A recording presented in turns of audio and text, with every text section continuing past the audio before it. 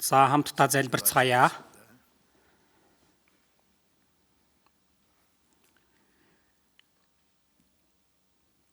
Биднийг хайрладаг ариун инэрэнгүү бидний Бурхан Аав минь, Бурхан таны төлөвлөсөн энэ түүхийн төгсгөлийн үед энэ ертөнцийн олон хүмүүсийн дундаас биднийг төрүүлэн дуудан аварч өгч энэ гэм нүглэр дүүрэн энэ ертөнцөөс биднийг тусгаарлаж эзний хамт байж ажиллаж байгаа өөрийн чуулган дотор ариун ахан дүүстэй хамт нөхөрлөж үгэнд дуулууртайгаар амьдрах, Бурхан таны хүсэл ба алдрын төлөө амьдрах тэр боломжийг олгож Бурханы нэгүсэл болон хайр ариун сүнсээр тусалж удирдах байгаа нэгүсэлд баярлалаа. Энэ цагт эзний үнэт цусаар аврагдсан бид бүхэн эзний өмнө хамтдаа цуглан эзний агуу нэгүсэл болон хайрыг магтан дуулж эзний үгнээс сурахаар удирдах өгсөнд талархаж байна. Дэлхийн энэ тэнд байгаа олон чуулганууд хэцүү байдал донд итгэлээ сахин сайн мэдээг тарааж байгаа бүхий л ахан дүүст эзэн та нэг бүрчлэн дурсан санаж Бурхны нэгүсэл болон үг ариун сүнсний хүч чадлаар хамт байж өгч эзний сайн мэдээг хүчтэйгээр гэрчлэн олон төөрсөн сүнснүүдийг эзэн тань руу удирдах авралт хүргэж Бурхан таны энэ үйл хэргийг биелүүлэхэд та туслаарай. Бидэнд эзний ариун хүслийг ялгаж салгах ухааныг өгч Бурханы хүсэл болон алдрын төлөө амьдрахад хүч болон зоригийг илүү ихээр зөвшөөрж өгөөсөө хэмээн гуйж байна. Энэ газарт бид үлдсэн амьдралаа хоосон дэмий өнгөрөхгүй байж Бурханы хүсэл ба алдрын төлөө эзний даалгасан ариун үйл хэргийн төлөө бид нар зөв зохистой амьдрахад тусалж удирдах өгөөрэй. Цаг үе тутамд бидэнд хэрэгтэй үгийг өгч бидний явах ёстой замыг заан харуулдаг эзэн минь. Энэ цагт ч бидэнд хэрэгтэй үгийг та өгч бид Бурхан таны өмнө ямар хүм байх ёстойг зааж өгнө үү? Бурхан таны ариун хүсэл болон алдрын төлөө амьдрахад бид бүгдийг та захирч удирдах өгөөрэй. Бидний эзэн Есүс Христийн нэрээр залбирлаа. Амен.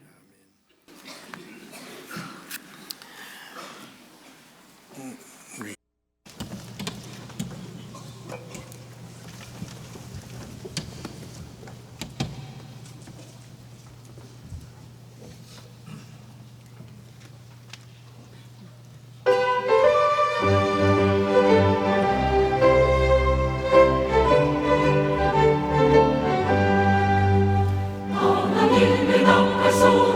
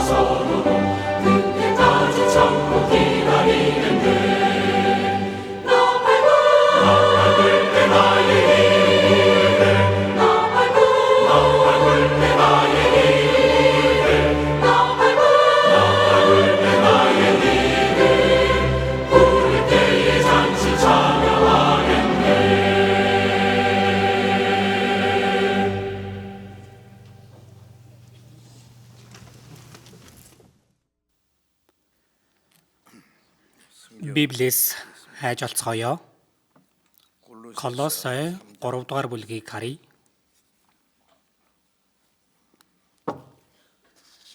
Шинэ гэрээ Колосай 3.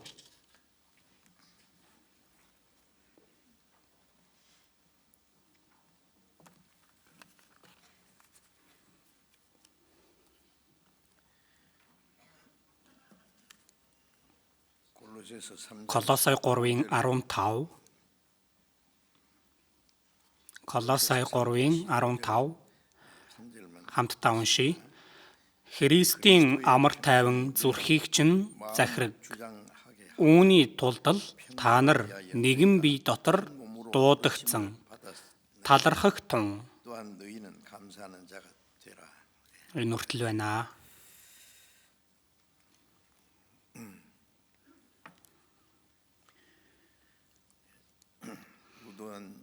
За халуун зун өнгөрч, сэрүүхэн намар ас өнгөрч, намар ас их хурдан өнгөрдөг юм шиг байна. Хүйтэн салхи бас үлээж байна. Хүйтэн өвөл ирж байх шиг байна. Энэ дэлхийд даяар уур амьсгалын өөрчлөлтөөс болж зовж байгаа хүмүүс олон байх шиг байна. Зарим газарт нь дэндүү хүйтэн байж байгаа болохоор хүн хэцүү байдал донд бас дэндүү халуун учраас зовж байгаа хүмүүс байна. Бас бороо орохгүй байгаагаас болж гандуу байж мал амтан бас ихээр үхэж хорогдож байгаа. Хоол хүнсний хомсдолд ороод зовж байгаа хүмүүс бас байгаа. Бас нэг талд бороо дэндүү их орж байгаагаас болж үер их болоод бас гэр орон усанд живж урсаж байгаа. Тийм үйл явдлууд их болж байна. Уур амьсгалын өөрчлөлт байна. Дэлхийд даяар уур амьсгалын өөрчлөлтийг арга хэмжээ авч Америкаас, Нүүбээс янз бүрийн арга хэмжээ авж байгаа ш тэр нь шийдэгдэхгүй юм шиг байгаа. Тэр ч гэсэндээ Бурхны төгсгөлийн үед энэ дэлхийд даяар буулгах гамшиг болов гэж бас бодож байна. Есүс энд тэндгүү газар хөдлөлтүүд гамшиг өлсгөлэн халдвар төвчин дэгднэ гэж хэлсэн үгийн дагуу халуун зун өнгөрч, сэрүүхэн намар өнгөрч, өвөл ирдэг шиг нэгүслийн үе дуусаж, зовлонгийн үе ойртож, одоо сүүлд нь эзэн ирэх тэр өдөр бидний нүдний өмнө бас илүү ойртож байгаа нь гарцаагүй үнэн байгаа. Бид нар Бурхны төлөвлөсөн түүхийн төгсгөлийн үед амьдарж байгаа гэдэг нь маш баталгаатай зүйл юм шиг байгаа. Библийн үгээр дамжуулан харахад тийм байна. Есүс төгсгөлийн үеийн шинж тэмдгүүдийг хэлэнгээ энэ бүхнийг хараад үүдэн дээр чинь үүний ойрхон байгааг бас мэдэх тун гэсэн байгаа. Эзний эрхийн өмнөх шинж тэмдгүүд байх болно гэдгийг хэлсэн. Хаяа бид сонсдог. Элчнэрийн үед ч гэсэндээ эзэн удахгүй ирэх юм шиг яриад л байж байсан одоо хүртэл ирээгүй байна. Тиймээс одоо ч гэсэндээ эзэн удахгүй ирэх юм шиг байна. Яг хизээ ирэх вэ? Тэрийг яаж мэдэх үү гэдэг. Элчнэр бол тухайн цаг үед элчнэрт тухайн цаг үед болох зүйлийг л ирсэн юм биш. Төгсгөлийн үед болох зүйлсийг хүртэл зөгнөж хэлсэн учраас төгсгөлийн үе эзний ирэх үе дэндүү ойрхон байгаа гэдгийг эзэн төрүүлээд ирэхгүй байлаач эзний ирэх өдөр нь ойрхон байгаа гэдгийг мэдэх хэрэгтэй. Эзэн төрүүлж ирэхгүй маа гэхэд би төрүүлээд эзний өмнө ч очих боломжтой болохоор хизээч бай. Эзэнтэй уулзах, бэлтгэлтэй амьдрах нь мэдээж зүйлээ гэж бодож байна. Гэхдээ бидний амьдарж байгаа энэ үе бол бүдэг бадаг эзэн ирнэ гэж ярьж байгаа юм биш.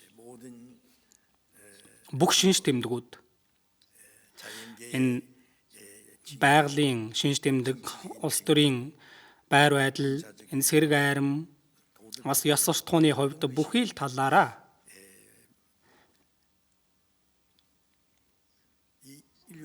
энэ дэлхийн түүх нэх удахгүй гэдгийг бид бүхэн өөрсдөө бас мэдэрж байгаа. Тэр хэмжээнд их тулгамдсан хэцүү цаг үе ирж байгаа нь бол баталгаатай байгаа. олон хүмүүс шинжлэх ухаан хөгжсөн, соёл хөгжсөн, энэ урлаг ихээр хөгжсөн. Тийм болохоор их одоо тав тухтай байна. AI цаг үед их сонирхолтой зүйлс олон байх юм шиг байна гэд горилго найдвар тавьж байгаа ч Бурхны хүмүүсийн хүсэж байгаачлан тэр сайхан цаг үе ирэхгүй. Харин ч аимшигтай цаг үе ирнэ. Гэвч бид нар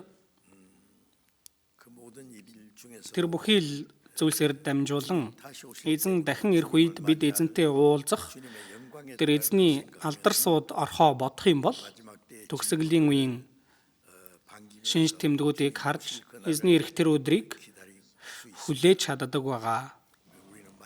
Бид бол төгсгөлийн үе гэж бодож би ч гэсэндээ амьд байх үедээ намайг амьд байх үед эзэн ирэх болов гэж бодож байгаа. Үхээд эзнийг угтаж авах нь ч сайхан, бас үхэлгүй байжгаад амьд байжгаад энэ бие маань эзэнтэй адил сурж авахланд биетэй адил болж өөрчлөгдөн гэсэн болохоор тэр нь ч гэсэндээ илүү том ерөөл болох болно. Тийм сэтгэлээр бид хизээч бай эзэн ирсэн эзнийг угтаж авахаар ичих зүйлгүйгээр эзэнтэй уулзахын төлөө бид итгэлийн амьдралаар зөв амьдрах хэрэгтэй гэж бодогдож байна. Бид бүхэн эзний өдөр эзэн дотор оршдог амьдрал гэсэн сэдвээр дахин дурсан Христэд итгэгчийн амьдрал ямар байх ёстойг үргэлжлүүлэн бид нар сурж байна. Өнөөдөр сая уншсан үгийн дагуу Колосой 3:15 дээр байгаачлан Христийн амар тайван зүрхийг чинь захираг. Тэгээд бас үүний тулд та нар нэгэн бие дотор дуудагцаан. Бас нэг нь талархагтун. За энэ богинохон ишлэл дотор маш олон утга агуулга шингэсэн үг учраас хамтдаа бодож үзэх гэж байна. Христийн амар тайван зүрхийг чинь захираг. За энэ амар тайван гэдэг ч юм уу, амар амгалан, за инх тайван гэл олон үгүүд байгаа. Бүгдээрээ ижил утгатай гэж бодогдож байна. Илч Паулийн бичсэн захидлын номон дээр Ром 1:7 дээрээс харах юм бол бидний эцэг бурхан ба эзэн Есүс Христээс нэгүсэл игээд амар тайван байх болтугай. Бас Эфес 1:2 дээрч Колосой 1:2 дээрч гэсэндээ адилхан тийм үг байгаа. Бидний эцэг бурхан түүний нэгүсэл ба амар амгалан нь та нарт байх болтугай гэсэн үгүүд бий. Тэр бурхны амар амгалан хүний бодож байгаа амар тайван амар амгалангаас шал өөр зүйл байгаа. Христийн амар тайван зүрхийг чинь захираг гэж байна. Өөр орчуулга дээрээс харах юм бол Христийн амар тайвнаар зүрхээ захируул гэсэн байгаа. Тэгж хэлсэн Христийн амар тайван Лук 2:14-өөс харах юм бол Есүс төрөх үед Бэтлехемийн хээр талд шүн хонин сүргээ манж байсан хончтод тэнгэр элч гарч ирж харагдсан тийм ээ. Тэнгэр элч гарч ирээд тэгээд асар олон тэнгэр элч нар бас тэнгэрээс үзэгдэж магтан дуулсан байдаг. Тиймээс дээр өндөрт алдар нь бурханд байх болтугай. Доор газарт амар тайван нь түүний тааллыг олсон хүмүүст байх болтугай гэсэн байгаа. Есүс ирээд хүний сүнс аврагдсанаар дээр өндөрт алдар нь бурханд байж бас түүний тааллыг олсон хүмүүс буюу бурхны нэгүслийг авч аврагдсан хүмүүс амар тайван байх болтугай. Бурхантай харилцах харилцаа нь амар тайван байх болтугай гэдгийг хэлсэн бахан. Тэгээд Есүс энэ ертөнцийн гэм нүглийг уучлахын тулд загалмай дээр өгч 3 хоногийн дараа дахин амьдсан эзэн шавнарынхаа өмнө гарч ирсэн байдаг. Иохан 20:19-с доош үргэлжлүүлэн харах юм бол ийш тийшээ тарж бутарсан шавнар Есүсийн оршуулган дээр очичоод дахин амилсан Есүсийг харсан Магдалины Мари олон эмэгтэйчүүд бас Еммау руу уруудаж явж байгаад Есүстэй уулзсан хоёр шавь энэ тэндээс Есүсийг дахин амилсан гэдгийг харсан хүмүүс байсан. Гэхдээ Есүс энэ дэлхий дээр амьд байх үедээ Есүс энэ ертөнцийн гимнүглийг золихын тулд өгч 3 хоногийн дараа дахин амилна гэдгээ хэд хэдэн удаа хэлж байсан. Гэтэл шавнар нь түүнийг ухаараагүй. Яагаад вэ гэвэл босод евдээчүүд чиг шавнар нь ч гэсэндээ Есүс Ромыг эзэлж Израилийг тусгаар тогтнуулж хаан болно гэж найдлага тавьж байсан. Есүс хаан болох юм бол шавнарын дундаас хэн нь хамгийн өндөрт байх вэ? Өндөр суудалд байх вэ? Би том уу, чи том уу гэж хоорондоо маргалдаж.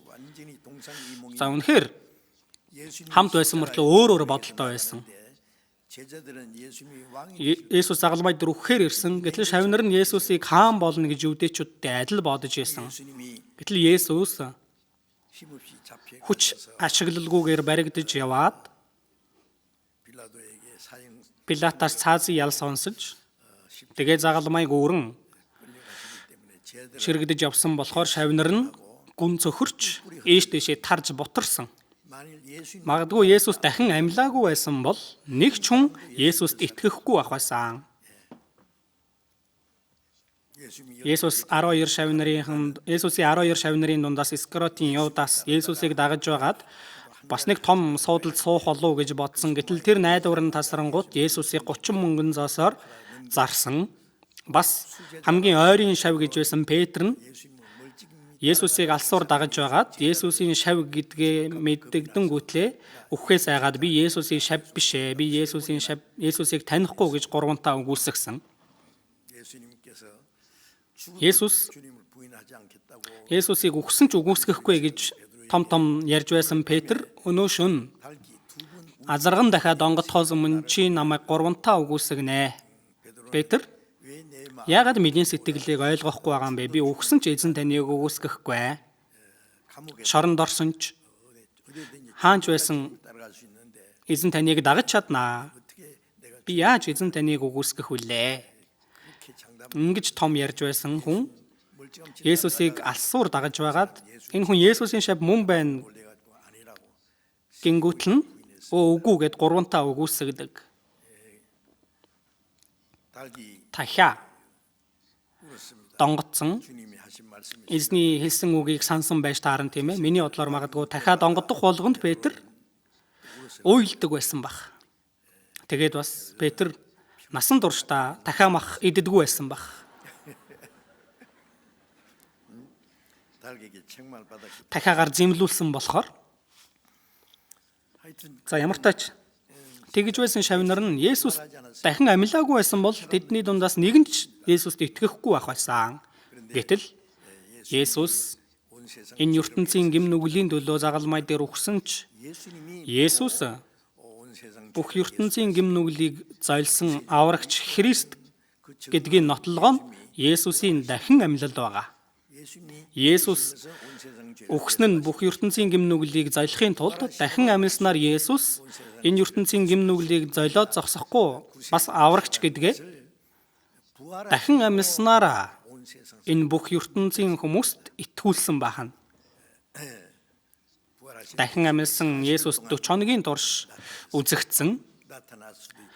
үзэгдэж чадсан, алга олж чадаж байсан тийм сүнслэг биетэй болсон байсан. Тиймээс энэ тэнд тархсан байсан шавнар нь цугларч цаасан. Эхэндээ тэр Есүс шавнар дээрээ шууд гарч ирээгүй хэд хэдэн хүнд эхлээд үзэгдсэн болохоор Есүс дахин амьлсан гэдгийг сонссон ч шавнар нь бас эргэлзэж байсан байгаа.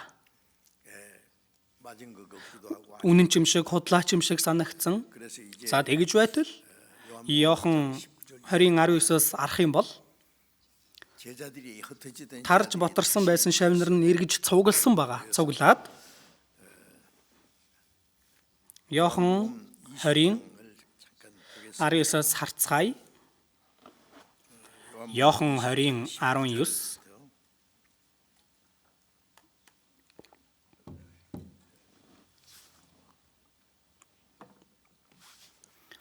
Иохан 20:19.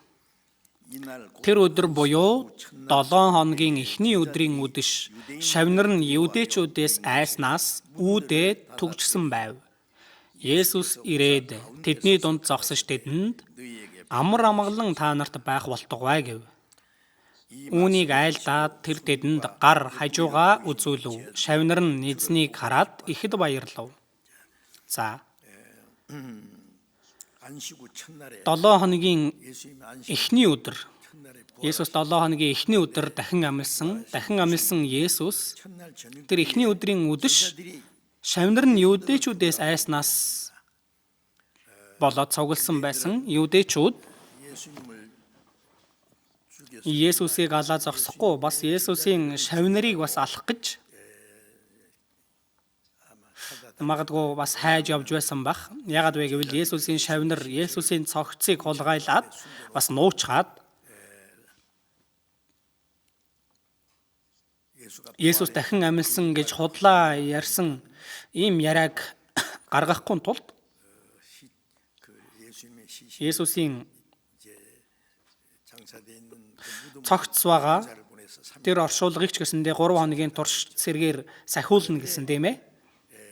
Гэтэл Есүс 3 хоногийн дараа дахин амилсан тэр булшийг сахиж байсан Ромын цэргүүд бүгдээ ухаан алдаж унаад за бас зүхтацгаасан.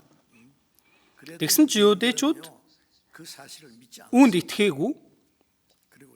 Тэгээ шавнарыг барих гэж улаарч байсан байж таарна. Гэтэл энэ шавнарын итгэл одоо хүртэл эргэлзээтэй байсан байгаа. Тийм байдал донд тарж боторсон шавнар нь эргэж цуглахын хувьд цугласан сая гарсан үгийн дагав евдээчүүдээс айснаас евдээчүүд өөрсдийг нь бариад өөрсдийг нь бас аллах үе гээд айсандаа үүдээ чанга түгтсэн байсан байна. Нуугдж байсан байх нэ. Гэтэл Есүс ирээд тэдний дунд зогсож тэдэнд амар амгалан та нарт байх болтугай. Шавнар цугларсан байсан тэр өрөөний голд гарч ирээд амар амгалан та нарт байх болтугай. Гар хажуугаа үзүүлээд та нарт амар амгалан байх болтугай гэсэн. Та нарын гэмээс олж би хатгагдсан, та нарын гэмээс олж би хатгагдсан, бяцарсан. Тиймээс та нар одоо амар амгалан бай. Энэ амар амгалан байх нь үнгүүгээр өгөгдсөн юм биш. Харин Есүс бидний төлөө үхэж өгж гмийг маань уучлснаар, Есүс хатгагдж бяцарснаар Исая 53-ийн 5 дээр гарч байгаачлан түүн дээр гисгэл байж шархаар нь бид эдгэрчээ. Тэр гисгээгдснээр хатгагдж бяцарснаар бидний сүнс эдгэрсэн. Тиймээс тэр Бурхны амар амгалан бидэнд өгөгдсөн байна. Амар амгалан та нарт байх болтугай. 2 удаа давтан хэлсэн биз дээ.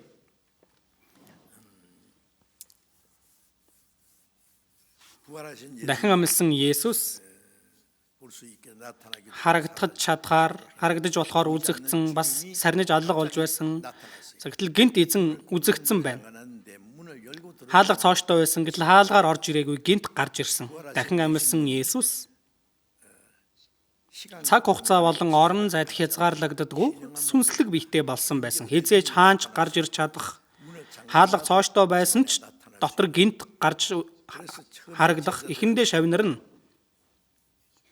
Есүсийг хараад сүнс гэж батсан байгаа. Луг 24 дээрээс харах юм бол сүнс үзэгдэв хэмээн боджээ. Тэд цочордож айсан гэж байгаа. Гэтэл Есүс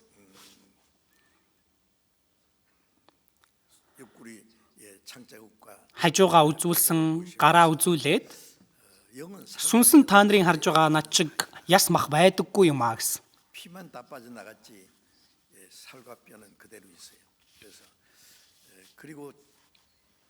Тэгээд энд та нарт идэх юм байна уу гэж асуусан. Гэтэл хайрсан загас өгдөг.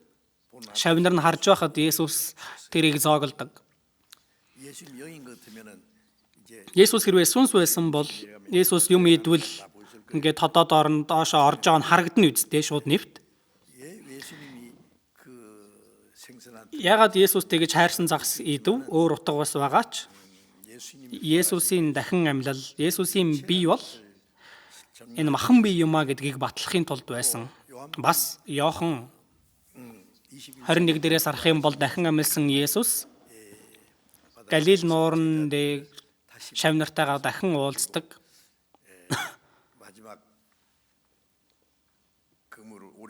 Тэгээд завныхаа баруун тал тороо хаяа гээд 153 загас бариулдаг байгаа. Есүс хэлсэн завныхаа баруун тал тороо хаяа.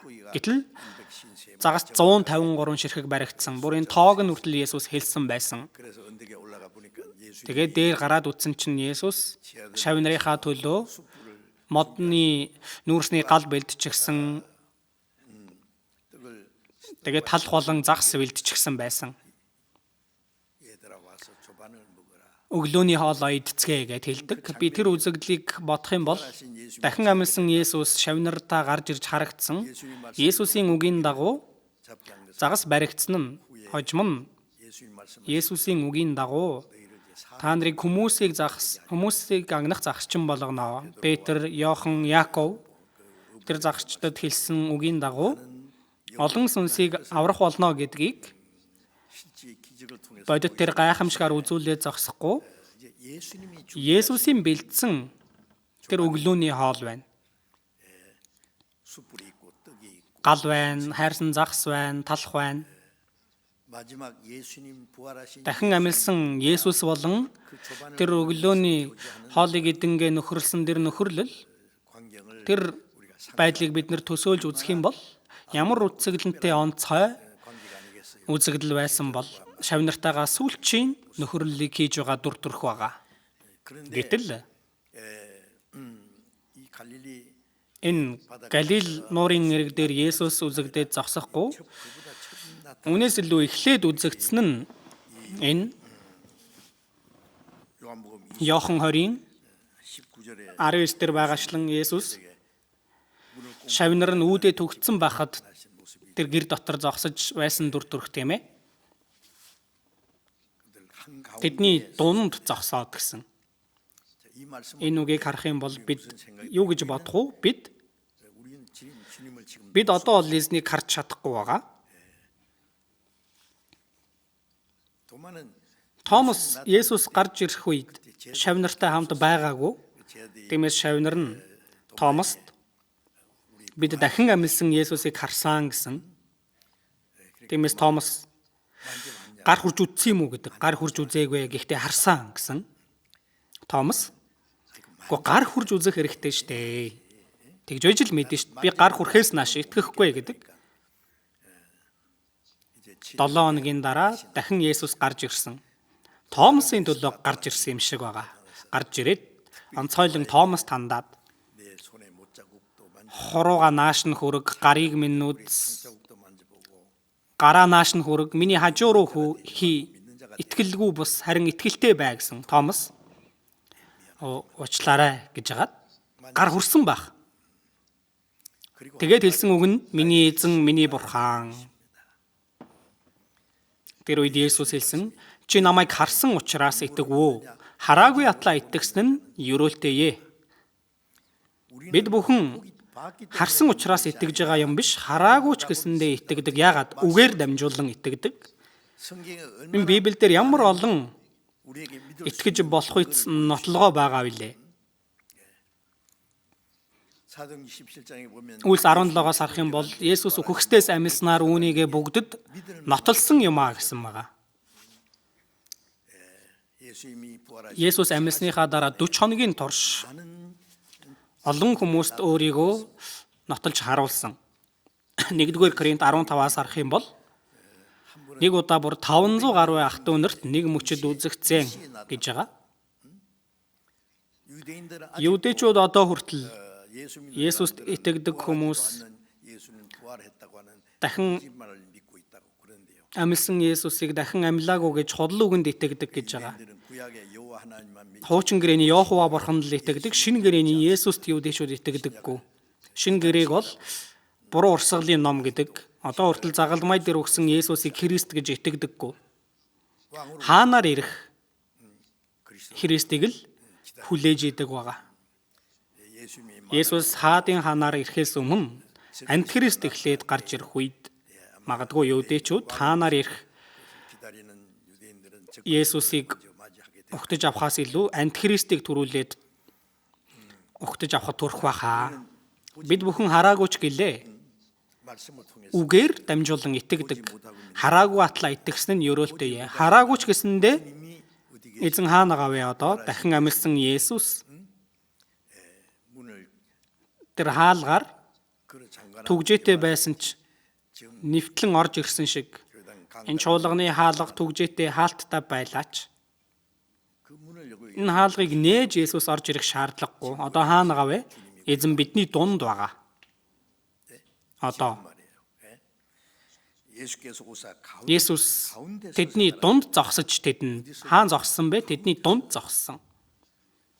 Эзэн бидний дунд байгаа гэдгийг бид нар мэдэж итгэх хэрэгтэй. Биднийг аварсан эзэн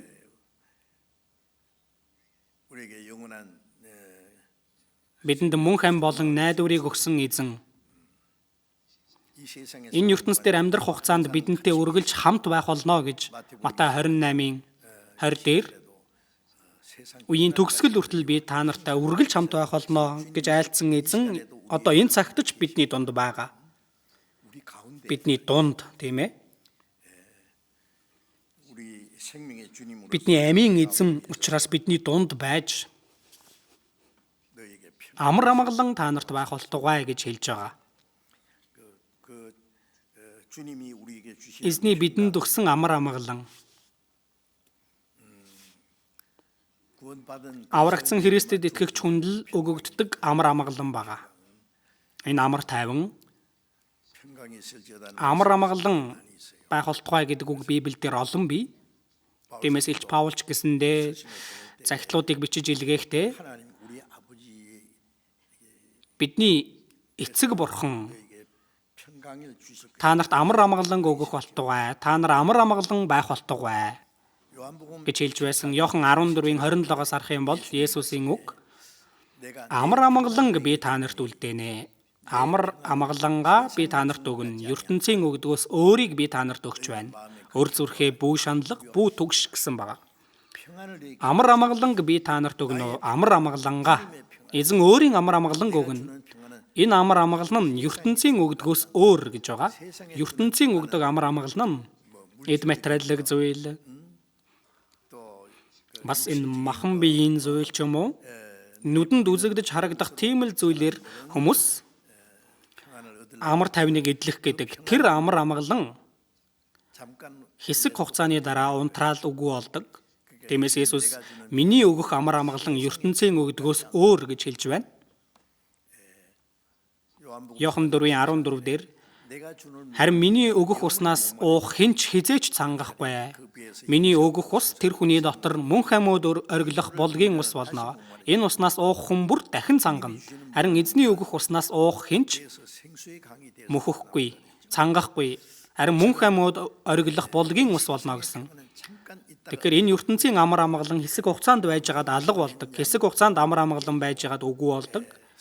Тэгэл уу гашуу айц түгшүүр дотор амьдрахад хүрдэг. Харин эзний өгдөг амар амгалныг авсан хүн ямар ч нөхцөл байдал донд байсан тэр амар амгалан нь эцээст алга болдоггүй бахна. Тиймээс энд Колосай номон дээр ч гэсэндээ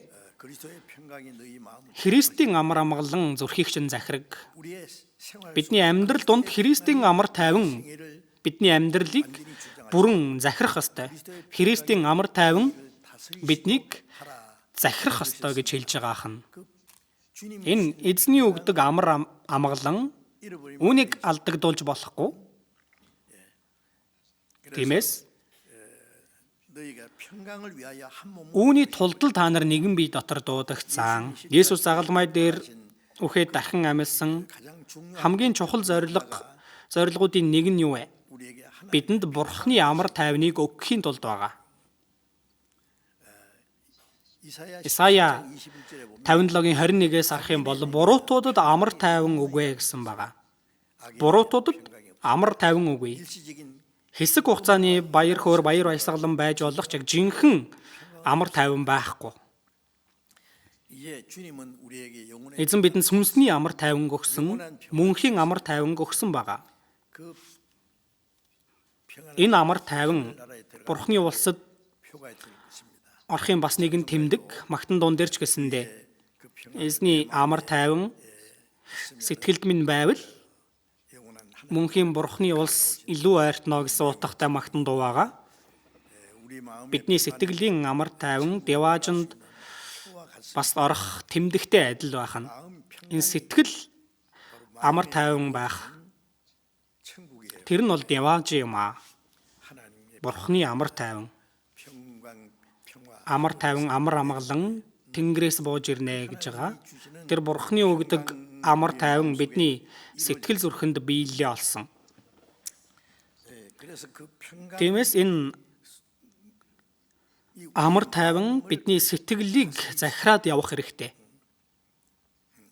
Чуулган доторч Бурхны амар тайван үргэлж байхаар амар амгалан биднийг захирахаар байх ёстой хэн тиймээс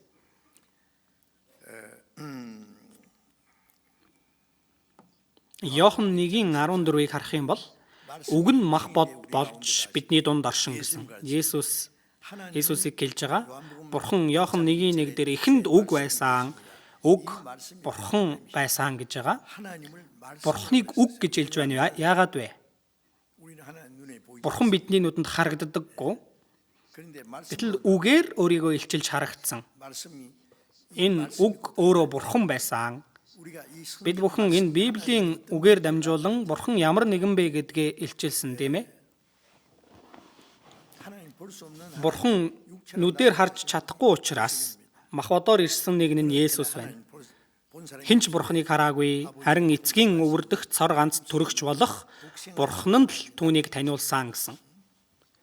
Тиймээс Есүс намайг харсан нь эцгийг харсан гэж хэлж байсан биз дээ. Тиймээс Иохан 1:14 дээр үг нь мах болж бидний дунд оршин үг болох Бурхан махан биеийг өмсөж ирсэн. Бид түүний алдар сууг үтсэн. Энэ нь эцгээс цор ганц төрөгчийн алдар бөгөөд нэгүсэл ба үннээр дүүрэн юм. Есүс бол Бурхан хүний дүрээр ирсэн нэгэн. Есүсийг харахаар Бурханы нэгүсэл болон үннээр дүүрэн байгаа юм.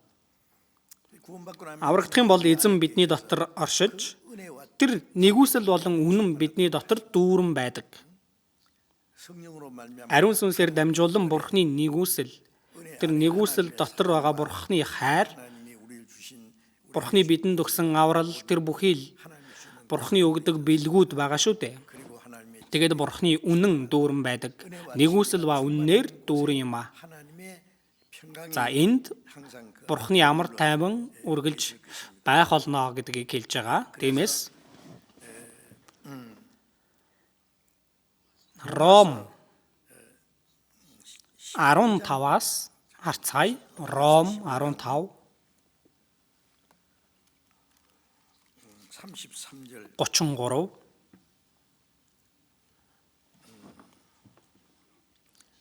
Ром 15:33 дээр хамт уншия.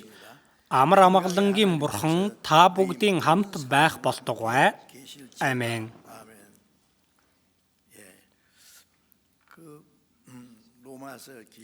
Ром номны урт үгийг хэлсний дагаа амар амгалангийн Бурхан гэсэн байгаа. Амар амгалангийн Бурхан та бүгдийн хамт байх болтугай.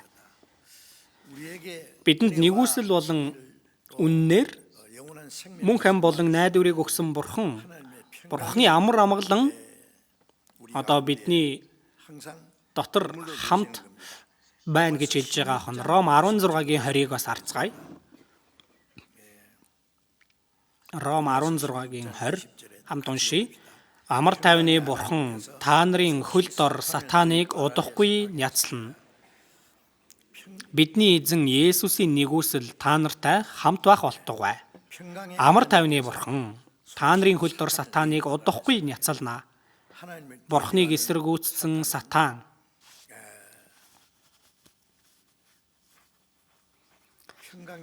амар тайвны оронд гим нүгэл болон зовлон өгдөг, Бурхныг эсэргүүцдэг тэр сатан, амар тайвны Бурхан та нарын хөл дор сатаныг удахгүй няцлана.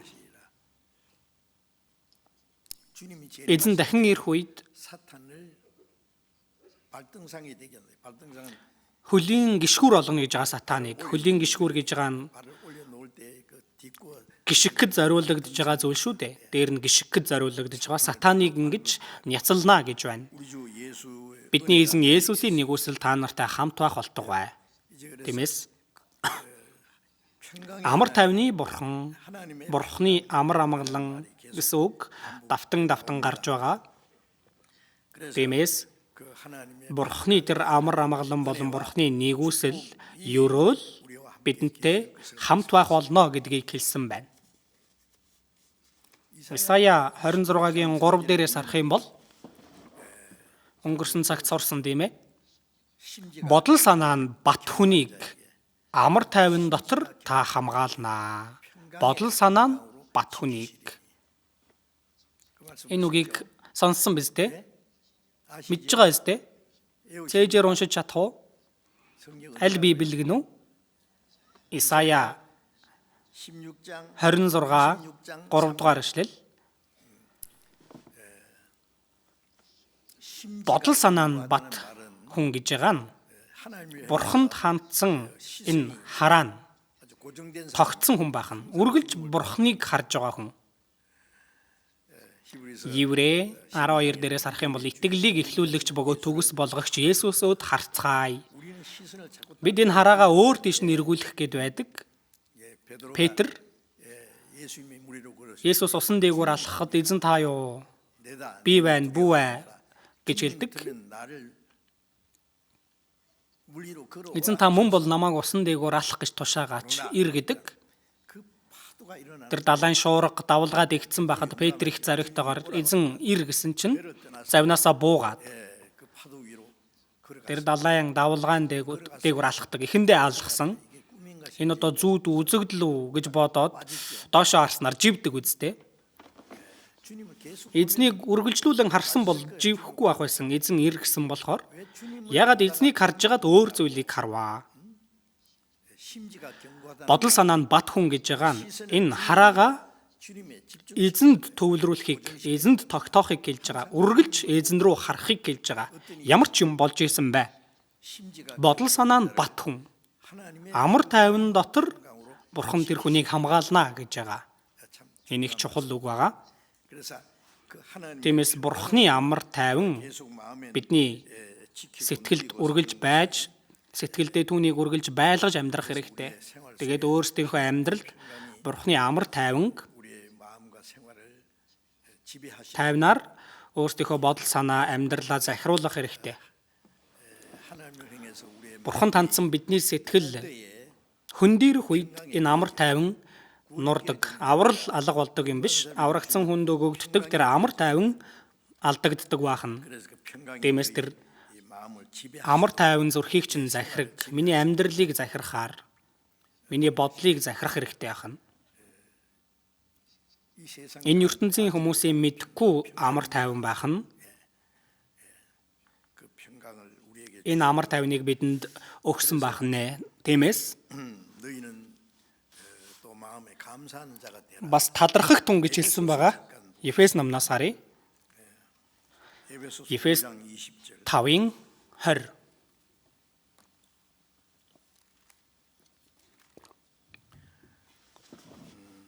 Ефес 5-ын 20 дугаар ишлэл хамт уншийе. Бүх зүйлийн төлөө бидний эзэн Есүс Христийн нэрээр Бурхан эцэгт үргэлж талархал өрг. Бүх зүйлийн төлөө бүхий л амьдралдаа бидний эзэн Есүс Христийн нэрээр Бурхан эцэгт үргэлж талархал өрг. 1-р Тесалоник 5-ын 18-ыг харах юм бол үргэлж баяртай ба тасралтгүй залбир, түүний дараа бүх зүйлд таларх. Энд ч гэсэндээ бүх зүйлийн төлөө бидний эзэн Есүс Христийн нэрээр Бурхан эцэгт үргэлж талархал өргөө. Бүх зүйл гэж байгаа үг нь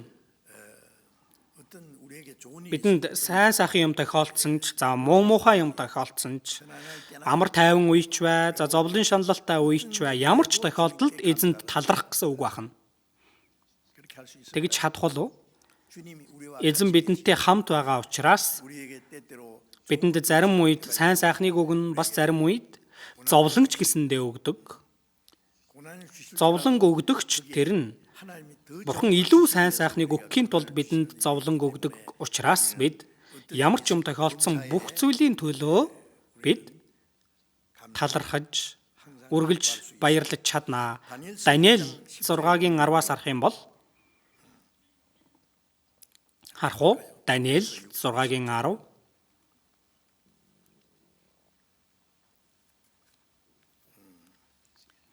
Изекиэл номны дараа Даниэл 6-гийн 10-ыг харъя. Даниэл 6-гийн 10. Тэрхүү албан бичиг захирамжид гарын үсэг зурсныг Даниэл мэдээд гэртээ харив. Тэгээд Иерусалимийн зүг харсан онгорхой цонхтой дээд давхрын өрөөндөө орж урд хийж байсан ёсоор өдөр бүр 3 удаа өвдөг сөгдөн Бурхныхаа өмнө залбиран талархал өргөсөөр байлаа. Энэ ямар үйл явдал болсон бэ гэвэл дээд тэсгүүдийг унших юм бол Юдэчүүд Вавилон руу олзлогдож очоод за тэр үед балчир Даниэлч гэсэндээ очсон байгаа. Гэтэл Бурхан Даниэлд нэгүслийг өгснөөр их мэрэгүү ухааныг түүнд өгсөн. Тиймээс тэр Медэ Персийн цаг үед тэр Медэ улсын хаан Дариус 120 аймгийн захирагчийг босгож улсаа захирдаг. Тэр дунд тэр захирагчдаас бас нэг сайд нь болсон байгаа Даниэл. За 3 сайдын нэг нь Даниэл байсан. Даниэл илүү тодорж гарч ирсэн байгаа. Тиймээс 6-гийн 3-аас харах юм бол тэгэхэд Даниэл ер бусын сүнстэй тул сайд аймгийн захирагчдаас тодорч улмаар хаан түүгээр бүхэл хаанчлалыг захируулахаар төлөвлөж байваа. Иймээс сайд нар болон аймгийн захирагчид улсын албаны талаар Даниэлийг буруутгах үндсийг ирсэн боловч ямар ч буруутгах үндэс, ямар ч завхрал олсонгүй. Учир нь тэр итгэмжтэй байсан бөгөөд түүнээс ямар ч хаашааш юм буюу завхрал олдсонгүй. Энэ олзлогдож очсон Даниэлийг Дариус хаан тэр олон захирагч сайдаас тэргүүн нь болгосон байгаа юм аа. Тиймээс энэ сайд захирагчид тэднийг захируулах гэсэн гэтэл тэд Даниэлд атаархаж Даниэлийг хөнөөхийн тулд төлөвлөгөө гаргасан бахна.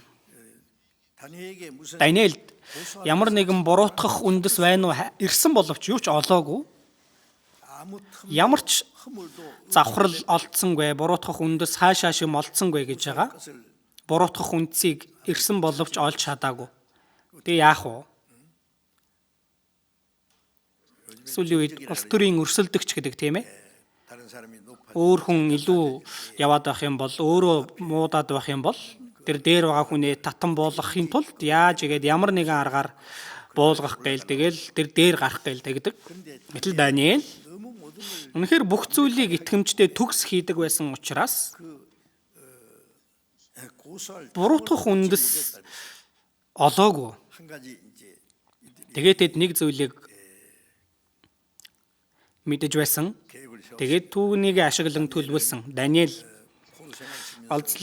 олзлогдож очоод Бурханд хандан өдөр бүр Бурханаас эмээж Иерусалимийн зүг харсан цонхоо нээж өдөрт 3 удаа залбирдаг, чин сэтгэлээсээ залбирдаг байсан. Бурхан цаг нь болох юм бол Израиль үндэстнийг энэ олзлолтоос чөлөөлж өгнө, дахин Израиль руу буцаах болно гэдэгт итгэж исэн болохоор гэтэл түүнийг нь харж байгаад хаанд хэлсэн байгаа. Хаан та одооноос 30 хоногийн туршид танаас өөр аль нэг бурханд эсвэл хүнд гуйлтаа өргөсөн хэн боловч Арслангийн нүхэнд хаягдах болно гэсэн тогтоол гаргуулсан. Арслангийн нүхэнд хаягдвал яах вэ? Арсланд уруулж идүүлнэ шүү дээ. Арслангийн хоол болгоно гэсэн бахан. Түүн дээр Дариус хаан тэр тогтоол дээр зөвшөөрөл өгч тамгалсан байгаа. За болж байна. Гэтэл үүнийг нь Даниэл мэдсэн боловч тэднээс айлгүйгээр өдөрт 3 удаа Иерусалимийн зүг харсан цонхоо нээгээд бурханд залбиран талархал өргөж байсан гэсэн тийм ээ. Айгаагүй, ерөөсөө сандраагүй, харин бурханд үргэлжлүүлэн залбирж байна, бурханд талархаж байна. Юу ч болсон бай. Бурхан хамт байгаа гэдэгт итгэж байсан болохоор талархаж чадсан.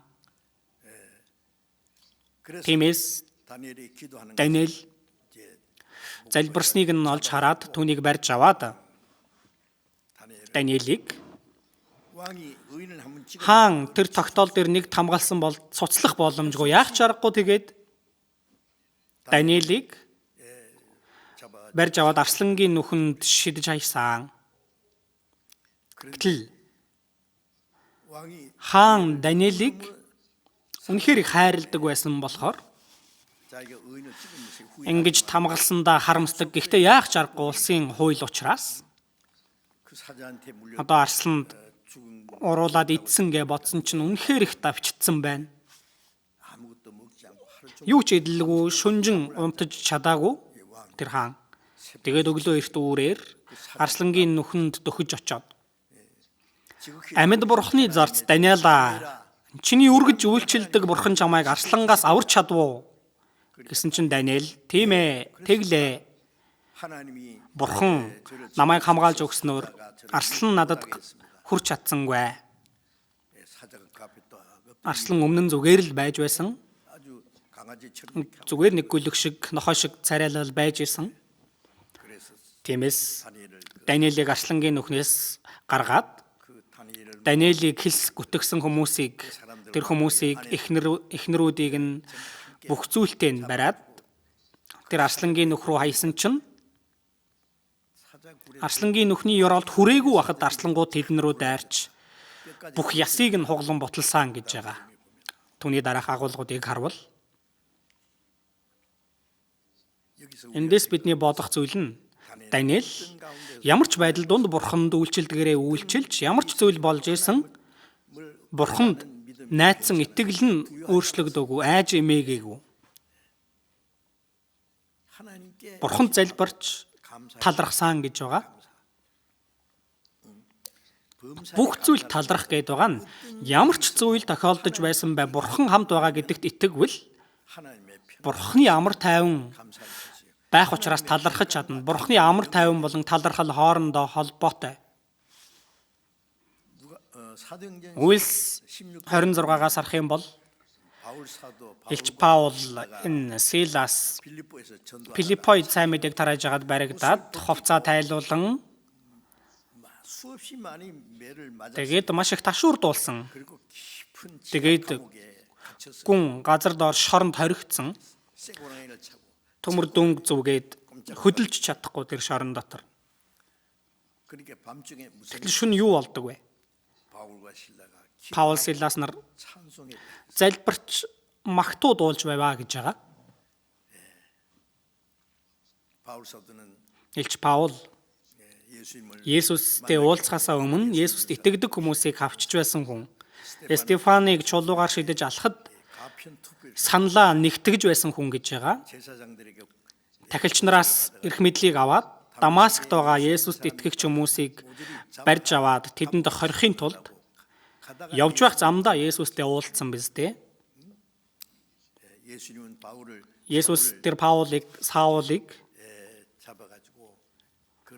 барьж түүнийг аварч Паул болгож өгсөн. Саул гэх үг нь Израилийн анхны хаан Саулын нэрээр өөрийгөө нэрлэж Саул болгосон. Беньямин овог, Саулын төрсөн Беньямин овог. За гэтэл аврагдаад нэрээ Паул болгосон байгаа. Паул гэдэг нь өчүүхэн гэсэн үг. Тэр үеэс эхлэн Есүс түүнийг харийнхны элч болгосон байгаа. Харийнханд сайн мэдээг тараа гэж тэгээ шинэ гэрээний 14 номыг бичүүлсэн. Сүүлд бүх зам Ромоор дайрж исэн учраас Ромд очиж сайн мэдээг тараавал энэ сайн мэдээ дэлхийд даяар хурдан тараагдах юм шиг байсан болохоор Ромд очиж сайн мэдээ тараах нь түүний сүүлчийн хүсэл байсан. Ромд очиж сайн мэдээ тарааж хагаад 2 жил сайн мэдээ тарааж хагаад тэгээд тэрээр цаазын тавцан дээр толгоогоо тастуулж өгсөн. Би Ромд очоод Илч Паулын хоригдож байсан тэр газард орох шоронд түүнийг харуулсан надад. Тэр шорон нь одоо ч хүртэл байдаг. Тэндээс гаргаж ирээд түүний толгойг тасцсан. Толгой нь хэдэн метр өнгөрсөн гэж байгаа. Ямар тааж. Гэтэл Филиппой сайн мэдээд тарааж гаад ташуурдуулаад тэр гүн шоронд хоригдохдоо Паул болон Силас нар залбирч магтуу дуулж байсан. Магтан дуулж байсан. Яаков номон дээрээс харвал та нарын дунд хэн нэгэн хөгжилтөө байна уу? Тэр нь магтан дуулаг гэсэн. Магтан дуу гойног дунд байвал магтан дуу гарахгүй. Би нэг үе Есүсийг хавчиж байсан хүн. Гэтэл намайг авраа зогсоолгүй харийнхны элч болгож өгсөн сайн мэдээг тараалгаж байна. Би сайн мэдээ тарааж гаад ийм зовлон авч байна. Тэгээд үүндээ Бурханд талархаж байна гэсэн үг бахан. Элчнэр ч гэсэндээ сайн мэдээ тарааж гаад баригдаад ташуурдуулаад шоронд хоригдвол тэр Есүсийн нэрээр доромжлогдсон зовж байсан учраас үүндээ баярлалдаж байсан гэж байгаа. Тэд баярлалдаж залбирч магтан дуу дуулж ирсэн. Бид бүхэн ямар ч тохиолдолд Бурхны амар тайван л байж ивэл ямар ч тохиолдолд талархаж тэр Бурхны амар тайванг хадгалаад явж чадна. Талархсан сэтгэл байхгүй болвол амар тайванч гэсэндээ нурж унана буруутвал энэ сэтгэлд айц төгшөөр гомдол бий болж болно. Колосай 2:19-ийг харъя. Колосай 2:19.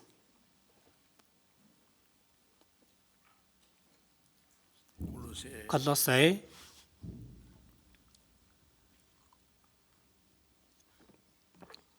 2:19-ийг харъя. Бүхэл биеийг үе мөч болон шөрөмсөөр хамттан холбон хангаж Бурхны өсөлтөөр өсөгдөг тэргүүнээс тэд зуурдаггүй юм аа. За энд Колосай номон дээр чуулган юу болохыг тайлбарлаж байгаа агуулга их гардаг. Тэргүүнээс тэд зуурдаггүй юм аа гэсэн байгаа. Энэ бүх бие энэ толгой нь төв болоод энэ толгойноос л зуурах ёстой тийм ээ. Толгойноос зуурахгүй бол толгой нь яг төв болохгүй бол энэ толгой бол бидний биеийн яг гол төв хэсэг. Энэ бүх бие өсгөн ч гэсэндээ энэ толгойн тархины доод булчирхайнаас мэдээлэл очсноор өсдөг. Толгой бодож, төлөвлөж, тушаавал бүх бие түүнийг нь биелүүлдэг үстэй. Тиймээс энэ толгойг төвлөх, энэ толгойн бодол, тэр бүхий л хүсэл нь биеэр дамжин биелэгддэг. Энэ толгойн тэргүүн нь хэн бэ? Есүс. Бид Есүсийн бие гэсэн тийм ээ. Чуулган бол Христийн бие. Есүс бол чуулганы тэргүүн. Тийм үг. Ефес, Филиппой, Колосай шинэ гэрээний тэр захидлын номууд дээр их гардаг үстэй. Гэтэл энэ бүх итгэгчид энэ зөв амьдрия гэвэл тэргүүн болох Христэс зуурж явах ёстой. Христ төв болох ёстой. Энэ Христ толгой болох хэрэгтэй. Бид Библиэр дамжуулан Христийн хүсэл юу болохыг, эзний үйлддэг зүйл юу болохыг, эзний хүсэж байгаа зүйл юу болохыг сурдаг үстэй. Тэгээд тэр ариун сүнс эзний хүслийг ухааруулдаг. Тэгээд үйлдэх хүчийг өгдөг. Филиппой 2:13 дээрс харвал Бурхан өөрөө та нарын дотор ажилдаг юм аа. Есүс Бурхантай эрх тэгш нэгэн та нарын дотор ажилдаг Бурхан өөрийн сайн тааллын дагуу та нарын хүсэх буюу үйлдэхийн аль алинд бидний дотор байгаа ариун сүнс Бурханы баярладаг хүсэл Христийн тэргүүн болох Бурханы хүслийг бидэнд ухааруулдаг. Тэгээд бас бид нэр хүсүүлдэг гэж байгаа ахна. Эзний хүслийг үйлдэх нь бидний хүсэл болох хэрэгтэй. Бид Христийн бие болох чуулганы хувьд толгойноос зуурвал толгойн бодол эзний баярладаг хүсэл түүнийг үйлдэх нь бидний хүсэл болдог байна. Насан туршийн минчийн хүсэл, насан туршийн минчийн хүсэл, аварч өгсөн нэгүсэл, түүнд баярлаж, талархаж, тэр эзний төлөө амьдрах, энэ нь бидний хүсэл болох хэрэгтэй ахна, тиймээс тэргүүн болох Христээс бид бүхий л талаар хангагдаж төвөө болгох хэрэгтэй ахна түүнийг. Тэгээд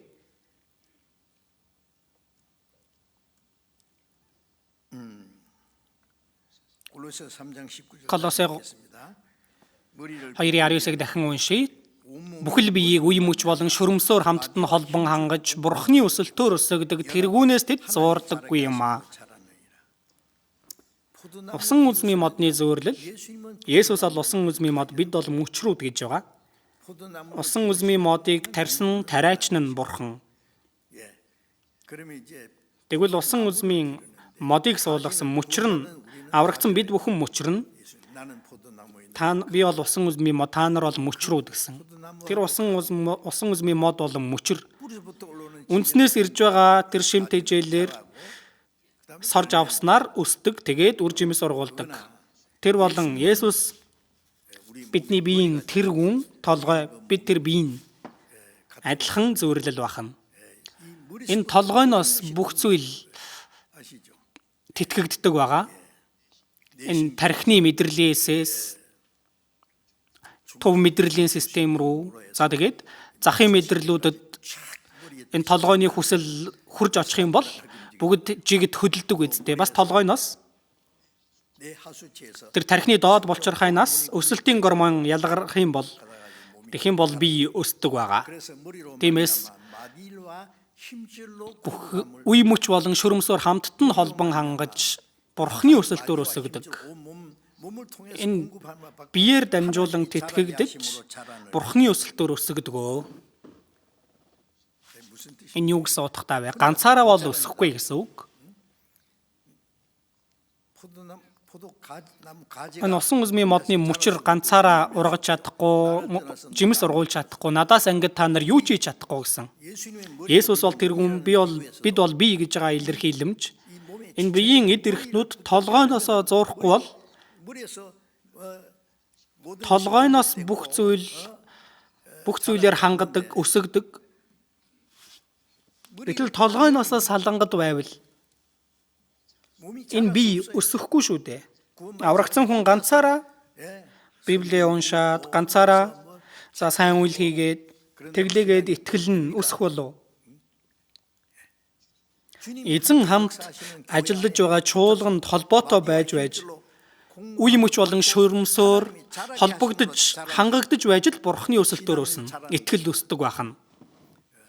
Өнгөрсөн удаа Ефес 4-ийг сороход Христ өөд бүх талаар өсөх болно гэж хэлсэн.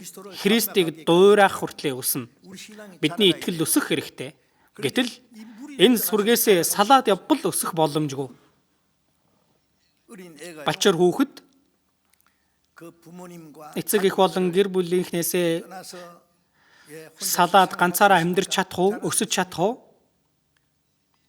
эцэг эхийн тэр хайр болон халамж, гэр бүлийн тэр хайр халамж донд байж л өснө үсттэй махан биеийн зөвхөн өсөх үү, хүн чанар нь ч суун бүх зүйл нь давхар өснө. Тэгэхгүй бол тэр хүүхэд гэрээсээ явбал тэр балчир хүүхэд асрамжийн газар очих нь уу, аль эсвэл тэнмэл хүүхэд болох нь уу, тийг нь. Аврагдсан хүн чуулган дотор хэвийн байдлаар өсөж энэ үгээр дамжуулан сургагдахгүй бол аврагдсан ч гэсэн энэ чуулганаас хөндөрж холдох боломжтой тийм хүн байдаг. Зарим хүн сайн мэдээ тарааж байгаа дүртэл ганцаараа сайн мэдээ тарахыг хүсэндээ гараад явдаг. Тэр бол огт бүтэхгүй зүйл. Болохгүй гэдэг нь мэдээж юм. Энэ ертөнцийн арга ашиглаад явсан ч болохгүй. Дахин төрөөгүй хүмүүс хоорондоо цуглаад энэ нэг шашны байгууллагыг үүсгэх. Тэр бол бурхантай хамааралгүй учраас хийж болох зүйл, болдог зүйл. Харин аврагдсан хүн, дахин төрсөн хүн чуулган дотор сайн мэдээ тарааж агаад ганцаараа сайн мэдээ тарахыг хүссэндээ чуулганаасаа гараад өөрийн гэсэн сүмийг бий болголоо. Бүтэх болов тэр бол огтонч бүтэхгүй. Тийм хүмүүс бас байнга байж ирсэн байгаа. Тэр бол 100% бүтэлгүйт нь болохгүй зүйл. Энэ хувь хүн итгэлээр амьдрах нь ч гэлээ. Яста залхаж байна. Сүм дээр очихоор байнга л хийдэг юм аль хий, нөхөрлөлг хий. Ийм нөхөрлөл юунд оролцъё хий. Би ганцаараа чадна. Ганцаараа юу хийх вэ? Ганцаараа Библийг сурч чадах уу? Энэ үе мөч болон шурамсөөр ирдэг тэр хангамжийг авч өсөж чадах уу, чадахгүй. Хүмүүс аврагдаад нэг хэдэн жил болохоор өөрийгөө овоо өсцөн гэж бодоод байдаг. Би аврагдаад хэдэн жил болсон бilé. 5 жил боллоо, 10 жил боллоо. 10 жил биш, насан туршдаа сүм дотор байлаач. Нөхөрлөөс хол байвал өсөхгүй юм аа.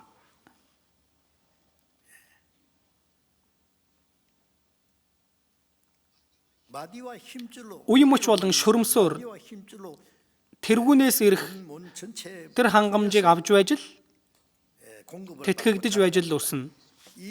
Энэ хуруу гартайгаа холбоотой байж л өсдөг үсттэй. Энэ бие хамтдаа өсдөг. Тус-тусдаа өсдөг юм биш, хамт өсдөг. Энэ биеэсээ салцсан байвал юу өсөх, юу ч хийж чадахгүй шүү дээ. Нөхөрлөөс холдвол өсөхгүй юм аа. 1-р Коринт 3:1-ийг харах юм бол Коринтэд захирал илгээхдээ Илж Паул Коринтэд байгаа тэр хүмүүс, Коринт чуулганыхан та нар одоо хүртэл Христ дотор балчир хүүхэдтэй адил байна. Ах одын хүнээрээ байна. Коринт чуулганы итгэгчид аврагдаад утсан байсан. Библи мэдэх мэдлэг байсан. Бүр цаашлаад бүр бэлэг авьяарч байсан гэж байгаа. Бас тэд их бардам байсан Илж Паул хэлсэн тэдэнд тийм биш ээ. Та нар одоо хүртэл Христ дотор балчир хүүхэд байна. Махбодын хороо байна. Та нарын дунд атаархал маргаан байгаа нь махбодын хороо буюу хүний жишгийн дагуу байгаагийнх биш үү? Коринт чуулганы итгэгчид атаархал маргаантай байсан. Илж Паул Коринтод очиж сайн мэдээг дарааснаар Коринт чуулган бий болсон. Коринт чуулганы итгэгчид Паулыг юу гэж хэлсэн бэ? 12 элчийн нэг биш байж юу өөрийгөө илч гээд байгаа юм бэ? Илж Паулыг ингэж үл тоомсорлсон. Илж Паулыг тэгж хүлээн аваагүй, илч гэж тооцоогүй. Тэд бардамнаад. Тиймээс өнгөрсөн сарын тэр календар дээр мэдлэг ихэрхүүлдэг бол хайр босгодог гэсэн үг байсан. Хайр бол энэ Христийн зан чанар байгаа. Хайрладаг хүн даруй болдог. Харин мэдлэг ихсэх юм бол ихэрхдэг байгаа. Мэддэг болцсон гэж боддог. Коринт чуулган тийм байсан. Коринт чуулганы итгэгчид сайн ч ярьдаг байсан. Библийг мэдэх мэдлэгч байсан. Гэхдээ Илж Паул та нар одоо хүртэл Христ дотор балчир хүүхдээрээ байна. Махбодын хүнээрээ байна. Атаархал маргаантай байна. аврагдаад удлаа гэд аяанда өсдөг юм бишээ. Хүн төрхийн бол хэдэн жил болвол тэгэл ямар тач өсгийн хувьд өсдөг тийм ээ. Харин бидний итгэл бол цаг хугацаа өнгөрлөө гэд өсөөд байдаг зүйл биш байна. Чуулган дотор нэг эрхтний хуваар холбоотой байж тэр тэргүүнээс ирэх, эзнээс ирэх тэр сүнслэг нэгүслийг авч байж итгэгчдэр дамжуулан авдаг. Тэрийг авч байж Бурхны өсөлтөөр өсдөг. Бурхан өсөгдөг арга багаах нь. Тэгэхгүй бол өсөж чадахгүй. Зарим хүн хэдэн жил болсон мөртлөө хараад байхаар ерөөсөө өсөөгүй байдаг. Зарим хүн аврагдаад удаагүй мөртлөө их итгэлтэй болцсон байдаг. Яагаад вэ? Чуулган дотор яг холбоотой байгаад нөхөрлөлд байгаад үгээс орсон учраас л тийм байгаа. Тэр бол гарцаагүй үнэн.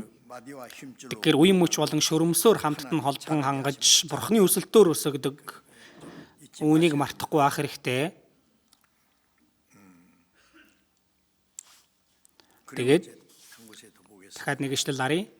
1-р Иохан 2-ыг харъя. 1-р Иохан 2. 1-р Иохан 2-ын 27.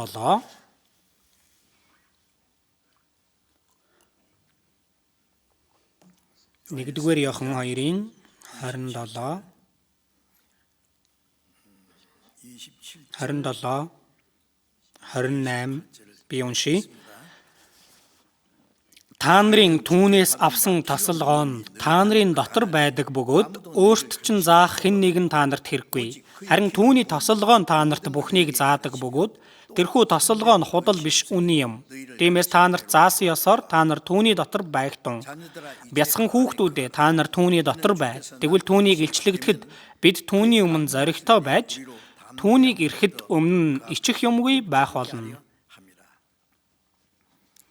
Энд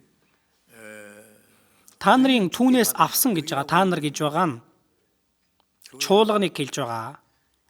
Иохан номыг бичсэн зорилго нь Есүс бол Бурхны хүү Христ гэдгийг мэдэж тэр Есүсийн өгж байгаа нэгүслийг ухаарч мөн хамтаа болгох нь Иохан номыг бичсэн зорилго гэсэн. Харин 1-р Иохан ном дахин төрсөн хүн аврагдсан хүмүүс Христ дотор нэг болоод нөхөрлөл гэж юу болох вэ гэдгийг зааж өгж байгаа 1-р Иохан ном байгаа. Тиймээс 1-р Иохан 1:3 дээр үнэн дээр бид эцэг ба түүний хүү Есүс Христтэй нөхөрлөж байгаа юм а гэсэн.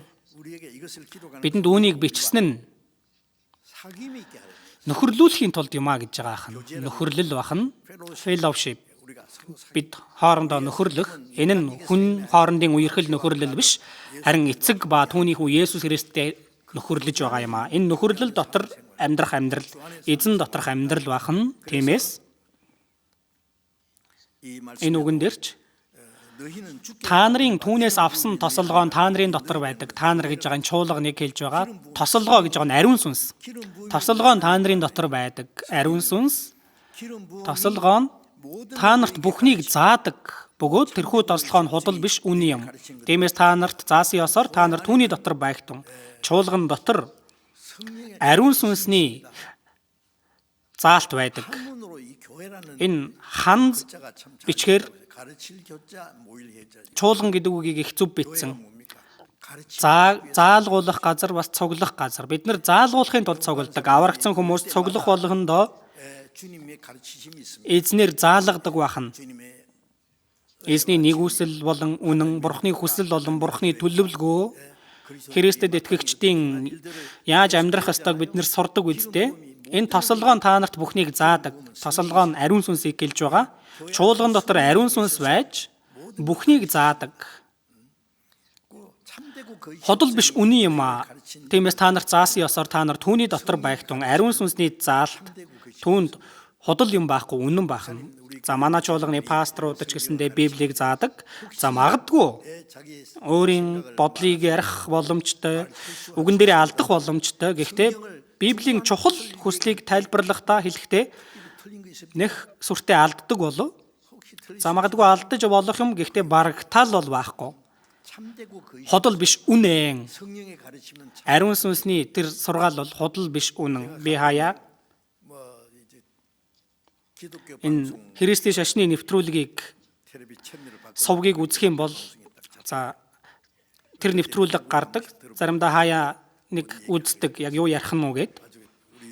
Манай улсын одоо бүр төлөөлж байгаа том чуулганы пастор их сайн ярьж байгаа. Гэхдээ ярьж байгаа зүйлд нь биднийг харахад бол ерөөсөө юу ч биш байгаа. Дотор үр нь бол байхгүй. Түүнийг харчихсан. Үр байхгүй. Үр жимс нь байхгүй. Тэгэж хэлэх боломжтой. Зүгээр л агуулгыг нь ухарлаагүй гадна талаар нь л тойроод байдаг. Яг үндсэн зүйлийг нь алдагдуулсан. Дахин дөрөөгүй учраас тийм байгаа. Ариун сүнс заахгүй байгаа учраас л тийм байгаа. За би ингэж хэлж бас болох нь мэдэхгүй байна. Гэхдээ тэр нь бол үнэн.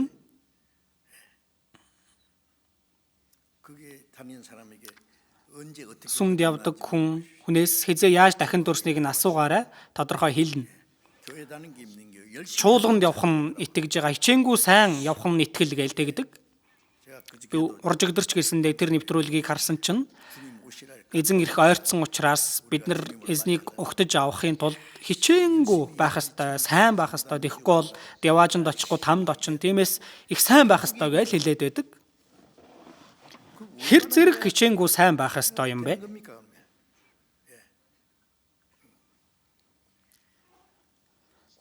Аврагдсан итгэгчдийн нөхөрлөл дотор ариун сүнс байж, ариун сүнс заадаг. Тосолгоо нь та нарт бүхнийг заадаг гэж байгаа нь аврагдсан хүнд хэрэгтэй бүх зүйлийг заадаг бахан. Худал биш үнэн юм а гэж байгаа. Та нарт заасан ясаар та нар түүний дотор байгтун. Манай чуулганаас зааж байгаа зүйлд буруу юм, худал юм байгаа юу? Та бүхэн олсон уу? Магадгүй олоогүй баха. Яаж игээд л Бурхны үг бол зөвөр тараагддаг, Бурхны үг хүмүүсийн сэтгэл суулгагддаг. Тэр үгээр хүмүүс итгэлээрээ өсдөг. Тэгэл тэр үгэнд дуулууртай байлгах гэдэг. Их онцгой хүний, сайн ярьдаг хүний Христийн шашны сургаал, үзэл бодол, ёс суртахууны сургаал ч юм уу, тийм юм бол заадаггүй. Тэр бол энэ нийгэм дээрээс бидний сурч болох зүйл. Харин чуулганд бид Бурхны үг ямар байна вэ гэдгийг сурдаг. Ариун сүнсний заалт байгаа ах нь. Тэгэхээр заалгуулахын тулд бид нар цуглардаг. Бас нэг нь хүмүүс цуглаад бас мөргөл үлддэг гэдэг байгаа. Библиэлд цуглан мөргөл үлдэх ёстой гэсэн үг байгаа юу?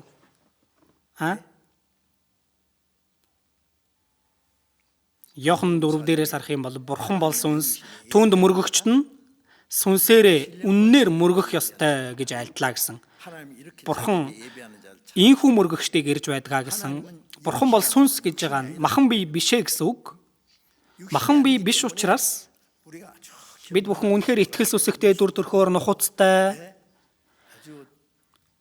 үнэхээр уран тансаг үгээр залбирч, магтан дуунч гэсэндээ их сайхан байж тэрийг Бурхан хараад таалдаг юм биш.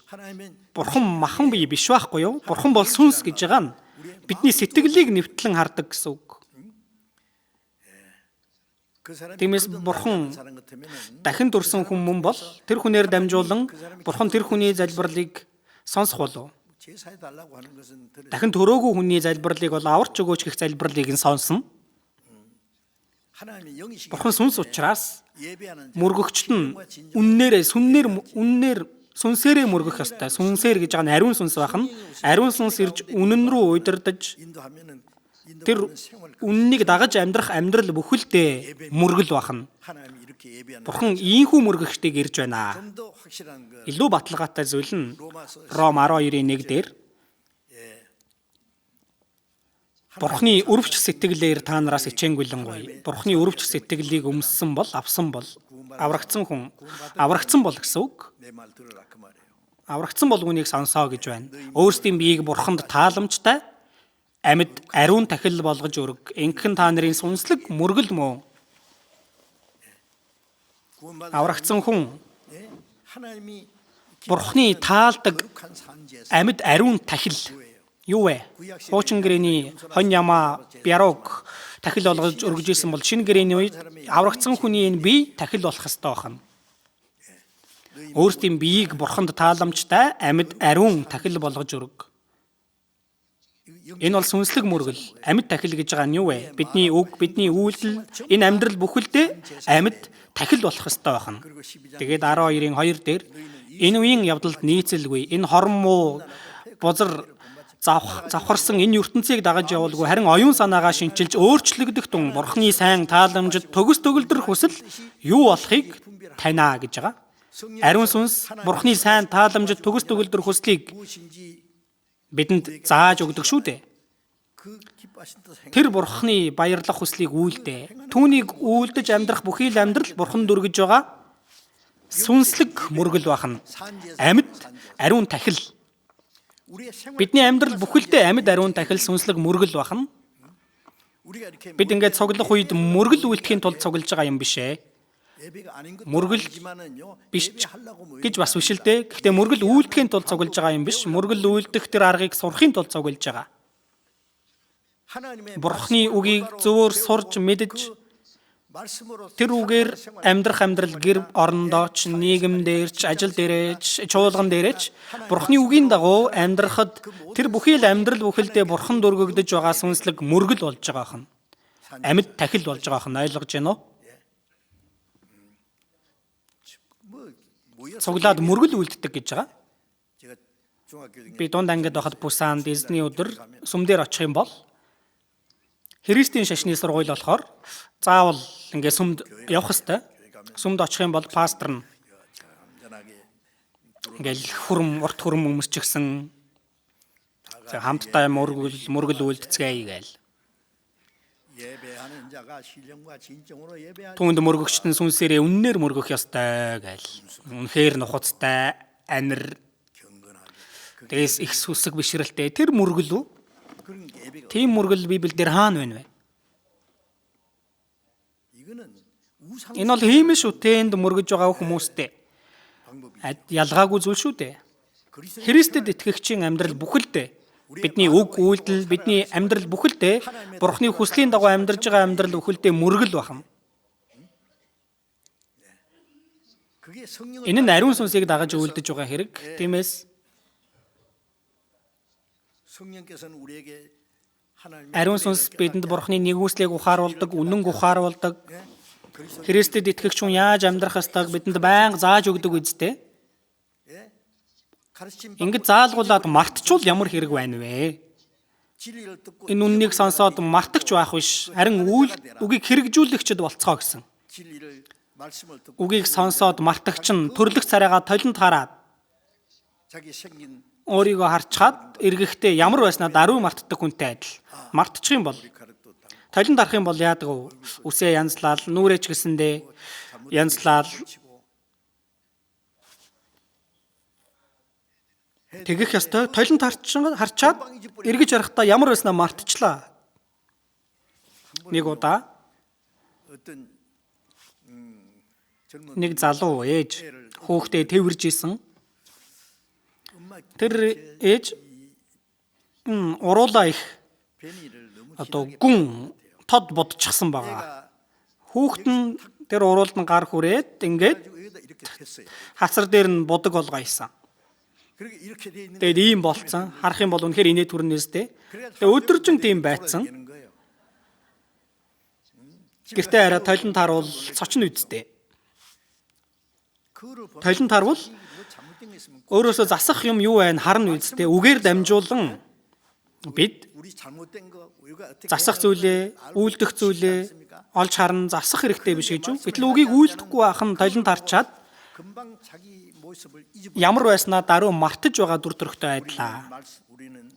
Бид үгийг зүгээр нэг сонсогчд байх биш, мартамхаа сонсогч байх биш, харин хэрэгжүүлэгч байх ёстой. Тэр хүн үйлсдээ өрөөгднө гэж байгаа. Бид бүхэн Библийг яагаад сурдаг вэ? Сураад яах гэж, багш болох гэж сурдаг уу? сахин үйлдэх гэж. Тиймээс бид эзний үгийг ариун сүнсээр бид нэр заалгуулдаг, түүнийг мэдэх хэрэгтэй. Тэр бол худал биш, үнэн. Та нарт заасан ёсоор та нар түүний дотор байхтан, түүний дотор бай гэж байгаа нь үгийн дагуу амьдрах нь эзэн дотор байгаа амьдрал. Үгийг сайн сонсчоод амин гэд гадагшаа гараад өөрийн хүслээр амьдрал. Бурхны үгийг үл тоож байгаа хэрэг үстэй. Тэгээд 1-р Иохан 2:28 дээр бяцхан хүүхдүүдээ та нар түүний дотор бай. Үгийн дотор бай. Үгийн дотор бай гэж байгаа нь үг нь дуулууртай бай гэсэн үг. Тэгвэл түүнийг илчлэгдэхэд бид түүний өмнө зоригтой байж, түүнийг ирэхэд өмнө нь ичих юмгүй байх болно. Эзний үгийн дотор амьдрал, эзэн дотор орших нь үгийг сурж үгэн дотор амьдрах амьдрал. Тэгэх юм бол эзэн ирэх үед, түүнийг ирэх үед бид түүний өмнө зоригтой байж, өмнө нь ичих юмгүй байх болно. Яагаад? Бид эзэн ирэхэд эзэн дотор амьдрсан уу, эзний гадна амьдрсан уу ил болох учраас. Эзэн дотор амьдрах нь үгэн дотор амьдрах амьдрал байна. Тиймээс үг сонсож байгаа хүмүүс сайн сонсож сурж байна. Зарим хүн үгийг энэ амьдралдаа биелүүлж хэрэгжүүлдэг, зарим хүн нь үгнээс хамааралгүй амьдардаг. Библийг тэгвэл яагаас сурж байгаа юм бэ?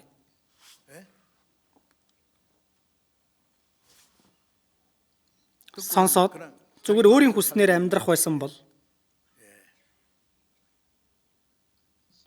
тэр үгэнд дуулууртай байх хэрэгтэй. Тэр нь эзэн дотор амьдарж байгаа амьдрал. Эзэн дотор амьдрал эзэн ирэх үед эзэн дотор амьдарсан хүн ичих зүйлгүй байж зоригтой байна. Тийм биш бол эзэн дотор амьдраагүй хүн ичхүүрт орно л гэсэн үг шүү дээ. Библийн нэг ишлэл бас харъя. Сургаалт төгс 18.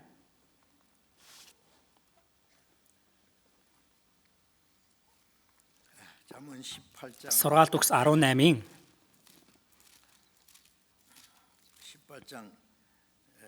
1-ийг хамт уншийе. Хажиг хүн өөрийнхөө хүслийг хайж хамаг саруул ухааны өөдөөс сөрнө. За хүмүүсээс өөрийгөө тусгаарладаг хүн байх нь энэ хажиг хүн гэж байгаа нь. Энэ хүмүүс гэж байгаа нь заавал олон хүмүүс цугларсныг хэлж байгаа юм биш. Дахин төрсөн Христэд итгэгчдээс ариун сүнсний хамт байж, ариун сүнсний сургаалыг сонсож, ариун сүнсний хүслээр амьдардаг тэр сүрэг, тэр чуулганаас өөрийгөө тусгаарлагч нь яваад өгдөг хүн байдаг байна. Өөрийнхөө хүслийг хайнаа. Өөрийн махан биеийн хүслээр амьдрах гээд байгаа энэ чуулган дотор амьдрах нь өөрт нь хэцүү байдаг. Тийм болохоор сэмхэн алга болчдөг. Зарим хүн яг мартах читэл эргээ хүрээд ирдэг. Дахиад байж байгаа л байхгүй болчдөг. Их хачирхалтай тэр. Сүүлийн үед нэх байхгүй юм шиг байгаа тийм хүн. Өмнө нь бол их байдаг байсан.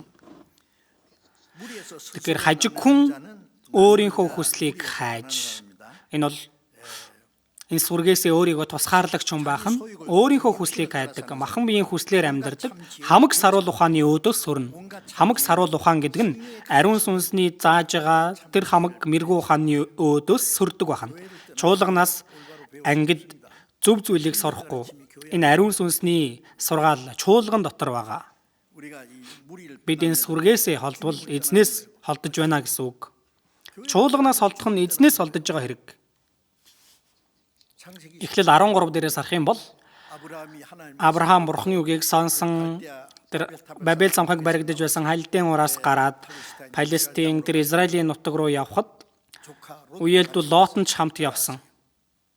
Гэтэл эхлэл 13-ийн 8-аас харах юм бол тухайн цаг үед хүмүүсийн амьдралын хэм маяг нь хон ямаа өхөр мал гэд мал маллаж амьдарч байсан. Гэтэл Авраамийн малчид болон Лотын малчид хоорондоо тэр мал сүрэг нь ихссэн болохоор Авраамийн малчид, Лотын малчид тэр сайхан бэлчээр булаацалдаж хоорондоо маргалцсан байгаа. Тиймээс Авраам Лотыг дуудаад хэлсэн зүйл чи бид ахан дүүсээ. Ингэж маргалдаж байвал асуудал үүсгэнэ. Тиймээс надаас салж яваач. Чамайг зүүн тишээ явбал би баруун тишээ явъя. Хэрвээ чамайг баруун тишээ явбал би зүүн тишээ явъя. Чи эхлээд сонгоо. Ингүүл Лот юу гэх ёстой байсан бэ? Би таныг дагаж ирсэн нь Бурхныг л харж дагсан. Та Бурхныг дагсан учраас хамт гарч ирсэн шүү дээ. Гэтэл би танаас салах гинүү? Энэ хончтой харин малчтай харин зэмлээд хэн тийм маргаан үүсгээд байна? Тэрийг гаргаж ирье. Ах танаас салж явах нь Бурхнаас салж явах хэрэгээ. Би танаас салж яваад яаж итгэлээр амьдрах вэ гэх ёстой байсан. Гэтэл Лот харж байгаад за тэгвэл би эхлээд сонгоё. Содом Гоморо харсан. Еден цэцэрлэг шиг ус ихтэй, ус элбэг дэлбэг их сайхан харагдсан. Бурхан Содом Гоморог устгахын өмнө гэсэн. Тиймээс их сайхан харагдсан байна. Тэгвэл би тэр зүгийг сонгоё. Авраамаас салж явсан. Түүний дараа яасныг мэдхүү. Содом Гоморо гимнүглэр дүүрсэн байсан. Бурхан гал хөхрээр сүрүүлсэн байгаа. Содом Гоморо, Адма, Зебоим тэр дөрвөн цайзыг гал хөхрээр устгасан байгаа. Гэтэл Авраам Лотын төлөө чин сэтгэлээсээ залбирсан. Тиймээс амийг нь аварсан. Арай гэж амьд гарч ирсэн Лотын эхнэр бити эргэж хараа гэтэл хойшоо эргэж хараад давсан баг нь болчдөг. Тиймээс 1-р Коринт 3-аас харах юм бол тэр өөрөө харин гал дундуур гарсан мэт багч аврагдана. Нэг л өдөр гал гараад бүх юм шатсан, баян хүний бүх юм шатсан. Арай гэж амиа л аварж гарч ирдэг хүн байгаа. Би пусаанд гал гарахыг харсан. Ядуу хүн, баян хүн байна уу? Бүгднгийнх нь юм шатаж байгаа. Хот бүхэлдээ шатах нь уу гэж бодсон. Амиа л авч гарч ирж байгаа.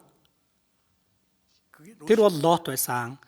Махан бие дагаж амьдарж байгаа хүн 1-р Коринт номон дээр аврагдсан ч гал дундуур гарсан мэт байна. Аврагдсан гэхдээ ичгүүртэй аврал байна. Юучгүй аврал эзэн ирэх үед. Энэ ертөнцид шатах үед бүгд шатсан. Энэ ертөнцид шатах үед шатаж устдах зүйлийн төлөө амьдрах уу? Аль эсвэл үнэхээр энэ ертөнцид шатсан ч шатаж устдахгүй мөнхийн алдартай зүйлийн төлөө амьдрах уу? Бид бүхэн газар дээр амьдарж байгаа ч Тэнгэрийн улсыг харж, цаг хугацаан дотор амьдарж байгаа ч мөнхийн зүйлийн төлөө, харагдж байгаа ертөнц дээр амьдарж байгаа ч үл үзэгдэх тэр суу алдарт улсын төлөө амьдардаг хүмүүсээ. Тэгэхгүй бол нүдэнд үзэгдэх зүйлийг дагаж амьдарж байгаад энэ ертөнц шатах үед бүгд шатнаа. Дахин дүрсэн хүн сүрэл төрөхгүй. Гэхдээ гал дундуур гарсан мэт байна. Ичгүүртэй аврал байх боломжтой байна. Тэгэхээр бид эзэн дотор оршдог амьдрал юу вэ гэдгийг үргэлжлүүлэн сурж байгаа. Эзэн дотор бид нар байнга амьдрах хэрэгтэй. Хамтдаа залбирая. Инэрэнгүү бидний бурхан аав минь. Эзэн өөрийн үнэт цусаар биднийг аварч өгөөд үлдсэн амьдрал донд эзэнтэй хамт байж Бурхны ариун хүсэл болон алдрын төлөө, эзний сайн мэдээний төлөө, эзний бие болох чуулган дотор ариун сүнсээр сургагдж, ариун сүнсний удирдлагыг авч амьдрахаар тусалж өгсөнд баярлалаа. Ахан дүүс маань уг болон ариун сүнсээр хамт байж өгөөрэй. Энэ ариун сүрэг дотор эзний хамт байгаа үйл хэрэг дотор хамт байж итгэлээр үсэн Бурхны хүсэл болон алдрын төлөө амьдрахад биднийг захирч удирдах өгөөрэй. Эзэн бидэнд өгсөн жинхэнэ амар тайван болон тэр эзний үнэн дотор бид бүхэн үлдсэн амьдралдаа зөв амьдарч чадхад эзэн та захирч удирдах өгөөрэй. Бидний эзэн Есүсийн нэрээр залбирлаа. Амен.